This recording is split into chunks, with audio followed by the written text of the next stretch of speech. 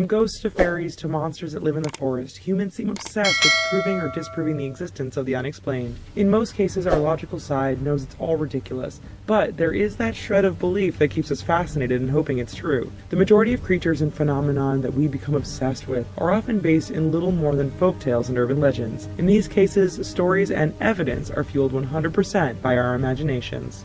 But what about those monsters and creatures who are based on fact? They may not be readily visible today, but there is strong scientific and historic evidence that shows they did exist many years ago. This is the case with the legendary Megalodon, a sea creature shrouded in mystery whose existence is fueled almost annually by a certain television channel's focus on Shark Week.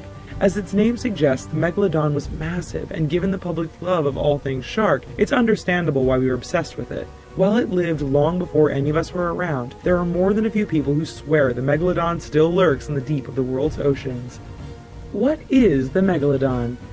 Living over 2 million years ago, the Megalodon was the king of the ocean predators. Large and powerful, fossilized evidence and expert research suggests that sea creatures could grow up to about 18 meters in length, with some assumptions that it could potentially be twice that length. With a jaw that could measure over 2 meters in width and contain over 270 teeth, Megalodons were a killing machine. For the prey it couldn't swallow whole, it's hard to imagine anything escaping a devastating bite from its 7-inch razor-sharp teeth. Yes, in comparison to today's great white shark, which usually grows to about 6 or 7 meters in length, the Megalodon was the undisputed king of the ocean. No sea life was safe from the super-sized shark since it lived and hunted in every major body of water across the planet. Surely, with such a presence and the fact that it was on the top of the food chain, this great ocean dweller could potentially still be around today.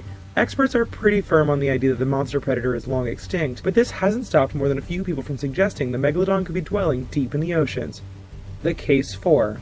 Despite scientific evidence to the contrary, there is a noticeable group of people who believe the Megalodon still roams our waters. While experts believe that the Megalodon went extinct over 2 million years ago, sightings of massive sharks within the last few hundred years have fueled speculation. For instance, from Mexico to Polynesia and Indonesia, fishermen reportedly told stories of encounters with sharks that were over 20 meters or more in length. While some reports are often written off as an overactive imagination and exaggeration, believers say the number and type of sightings is more than a coincidence. Then there is the more tangible proof that some use as evidence to say the Megalodon could still exist. Biologists often measure the bite marks on whale carcasses to figure out the size of the sharks that attacked them. In the 1970s, one bite mark was measured which came in from an 8-meter-long attacker. Sure, it's nowhere near the reported size of the Megalodon, but its size suggested that the average 6 to 7 meter long great white may not be the biggest predator in the ocean. Finally, there is the point that science and experts don't always get it right. Biologists once believed that a fish known as the coelacanth went extinct 65 million years ago. Then, in 1938 and again in 1952, examples of this fish were actually caught.